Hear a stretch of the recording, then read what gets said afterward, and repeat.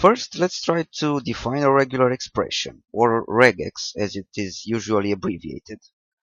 A regular expression is represented by a special syntax that helps you find and match a pattern inside a string. Let me give you a very basic example. Let's say you have the following string.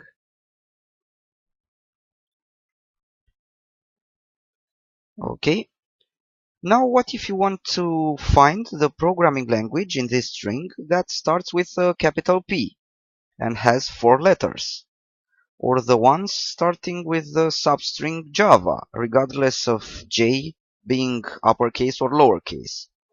Or maybe you want the last 4 characters before the 3-digit over here. For all those cases and many more, you will use regular expressions.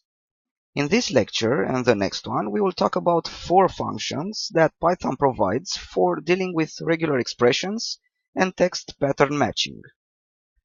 Another thing you should know is that all operations related to regular expressions are provided by the RE built-in module. So whenever you want to use regular expressions, you should first import this module using import RE, and then prepend any function you use with the RE and a dot. Now let's start discussing the first function, which is match. The match function searches the pattern you provide as the first argument in the string you enter as the second argument, but only at the beginning of that string. The general syntax for this function is the following. Let's say we type in A equals re.match, and in between parentheses, the first argument is the pattern you want to match, so let's say pattern. Then you have the string in which the matching is done, and then some optional flags. And that's it. A, in this case, is called the match object if the pattern is found in the string.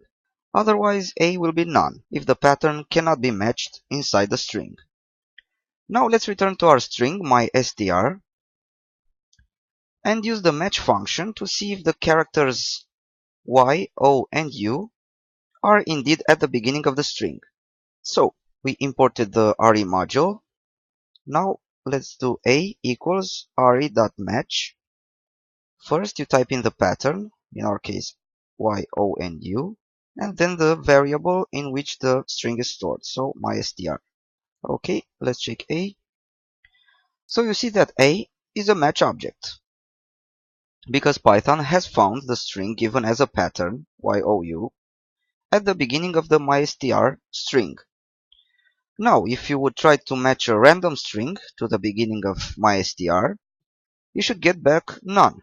So, don't trust me, let's verify this. Let's say ABC. Let's check A. Okay, nothing is returned. Let's do a type on A. So indeed A is of type non-type.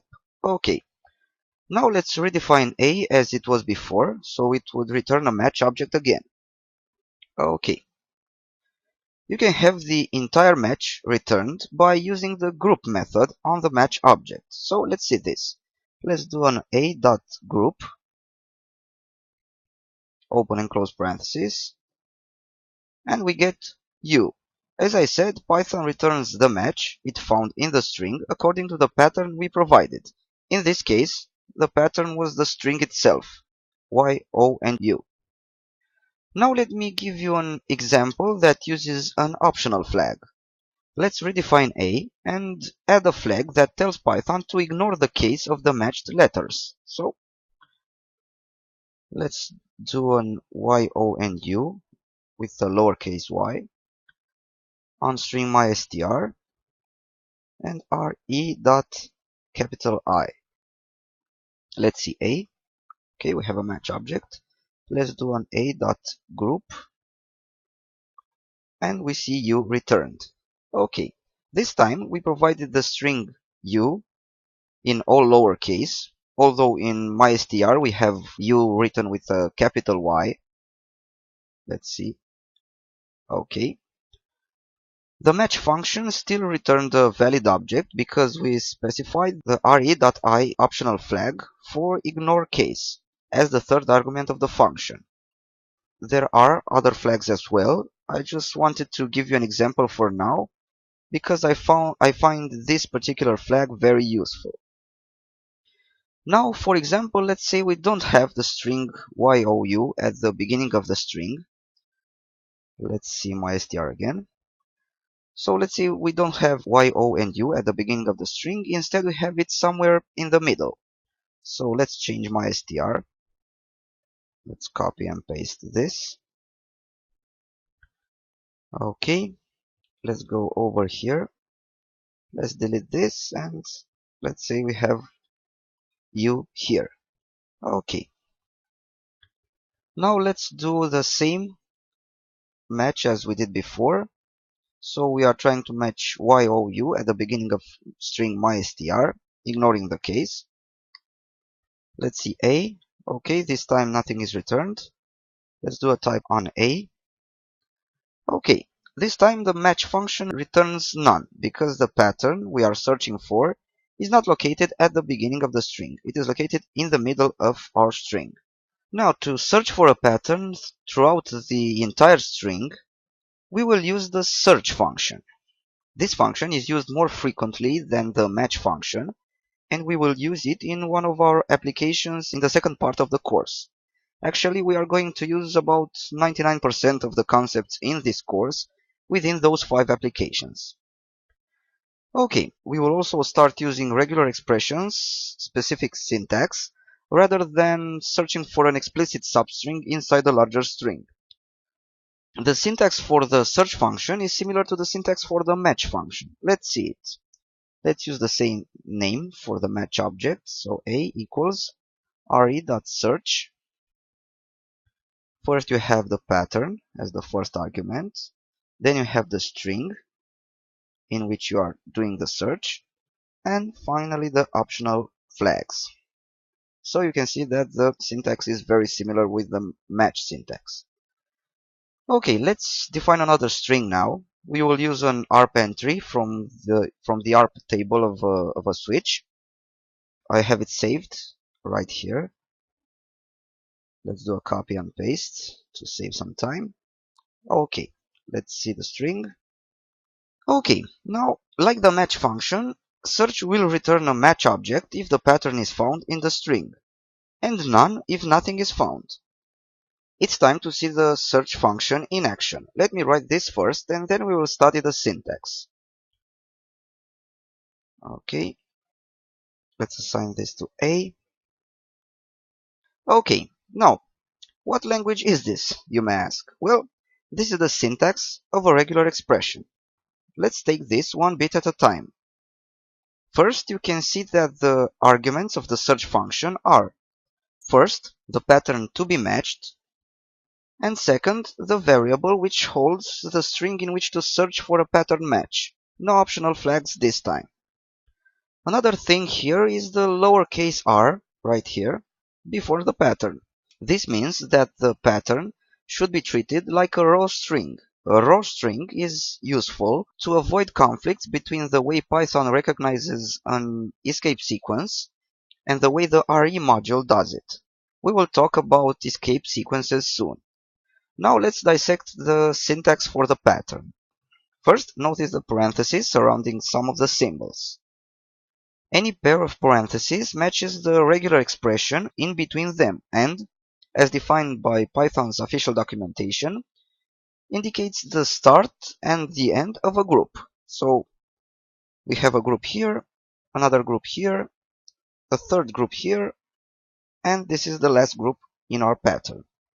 If a match is found for the pattern inside parentheses, so let's say for this group, then the contents of that group can be extracted with the group method applied to the match object. So you can use a.group to extract the matched pattern inside parentheses. Now inside the first pair of parentheses, we have a dot, a plus sign, and a question mark. Each symbol has a meaning and matches something in particular. In regular expression syntax, a dot represents any character, except a new line character. The plus sign means that the previous expression, which in our case is just a dot, may repeat one or more times. So this group will look for at least one character. Any character, doesn't matter if it is a letter, a number, a space, or a punctuation mark, or whatever. Now, remember one thing. The plus sign, which means one or more characters, or one or more repetitions of the expression before it, and the asterisk, so plus, which means one or more repetitions,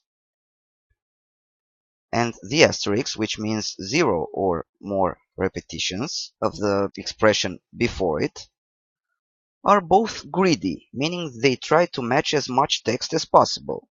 Let me show you what I mean. Let's see what does Python match for the first group of parentheses, having the question mark as it is. To see this, we'll use the group function with 1 as argument, meaning the first group in the pattern. So, let's see this. Let's do a dot group of 1. Okay. Now, let's remove the question mark from the pattern and see what the search function returns. So let's go ahead and delete the question mark. And a dot group of 1. Okay, notice the difference. In the second case, the plus sign was so greedy that it has included the spaces following it in the matching group. But when we had the question mark in the first case, the match was made in a minimal fashion, matching as few characters as possible. Now we've seen the role of the question mark in regular expressions, so the choice of matching in a greedy or minimal fashion is purely yours. One more thing on this greedy behavior of the plus and asterisk signs. Up to which point is the plus sign greedy in our example? Well, by looking at the ARP entry format, we see that after the IP address there are 6 spaces, then the 0 digit, and then the rest of the line. So here we have 1, 2, 3, 4, 5, and 6. 6 spaces. Okay. That's why inside the regular expression pattern, I typed in a space after the closing parenthesis, so this space over here. My intention was to tell Python that I want to match a group, this group, until a space is encountered. When the question mark was inside the parentheses, Python understood that it should match any character one or more times until the first space character occurs, so this one over here. This was made in a non-greedy way. That's why the matching stopped right before the first space, and we just got the IP address. When I didn't use the question mark, Python understood that it should match any character one or more times as greedy as possible until the last space character is encountered. That's why the matching stopped right before the last space character, so this one over here. Since the matching has been done in a greedy way this time, we got the IP address followed by 5 space characters. So let's count 1, 2, 3, 4, 5. This is because Python stopped matching right before the 6th space, so the last one again over here. Notice that for a correct match result, you should always be careful at both the greedy behavior and the characters following the group, because they act as limits or borders for the pattern you want to match. Now moving beyond the first group, we have the space we talked about, followed by a plus sign. This means that, looking at the ARP entry format over here, we are expecting one or more space characters after the IP address. We know that there are actually 6 spaces there, but it is safer to use one space in the regular expression and a plus sign for future compatibility. Maybe you use this regular expression in an automation suite, and the output of showIP ARP may change and have only 5 spaces there at some point in the future. You don't want to have failures into your scripts caused by a fixed number of spaces. Now let's look at the second group. We have a \d there. This is called a special sequence in Python, and it means any decimal digit, so anything from 0 to 9. Python will expect a single digit here. Let's verify this with the group method. So let's do an a.group of 2, because this is the second group, the second pair of parentheses. Okay, so we got 0 as expected. This is the digit we were referring to.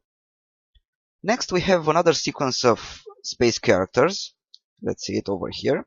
Up to the MAC address. I'm talking about the characters over here. After this, we have a group, the third group, similar to the first one we previously discussed at large. Now let's say we want this group, which would be group number 3, to match a substring consisting of both the MAC address and the VLAN number over here in the ARP entry. And of course the space between them implicitly. For this, we use the same dot plus question mark syntax, but we should also specify the limit up to which to consider this group. So the first character or sequence of characters at which Python should stop matching the group. Of course, we could use the same syntax as before with the single space character and the plus sign, but that wouldn't be fun, right? Instead, we can use something even more interesting. First, another special sequence, \s, which matches any whitespace character, whether it is a space, a tab, or a new line character. Secondly, I used a number followed by a comma in between curly braces. This means Python should expect 2 or more occurrences of the regular expression preceding the curly braces, a whitespace in our case, from the \s. Not typing the comma inside the curly braces, I'm talking about the comma over here, would tell Python that it should expect exactly 2 repetitions of the previous regular expression, so only 2 whitespaces. Now, if we would match just a single repetition of a whitespace here, the matching would stop at that one space between the MAC address and the VLAN number, or the VLAN word to be more precise. Instead, by specifying 2 or more whitespaces, Python will know to stop the matching after the VLAN number over here, because that's where a lot of spaces reside. These spaces right here. Finally, the \w special sequence followed by an asterisk matches 0 or more occurrences of any word character, meaning letters A to Z and also capital A to capital Z, numbers 0 through 9, and the underscore character. Now it's time to check our groups in the pattern. So let's do a dot group of 1. Okay, we have the IP address followed by those 5 spaces. By the way, let's try and fix this. Let's add a question mark for a non-greedy behavior. Now let's see a.group of 1. Okay, the IP address. A.group of 2 will match the digit because this is the second group, so 0. A.group of 3, as we wanted, matches both the MAC address and the VLAN number. And finally, a.group of 4 will match the single word character, a letter, at the end of the string. Great, this is exactly what we wanted. Also, remember that a.group without any arguments and a.group of 0 both return the same thing, the entire string. Let's verify this. Let's do an a.group. Okay, so this is the entire string. A.group of 0, and also we got the entire string back. Another method to use is the groups method, which returns all matches found in a given string in the form of a tuple, where each match is an element of that tuple. So let's see this, a.groups, without any arguments, indeed returns a tuple with all the patterns we matched inside our string. Cool. I think this video is long enough. In the next one, we'll discuss the last 2 regular expression functions.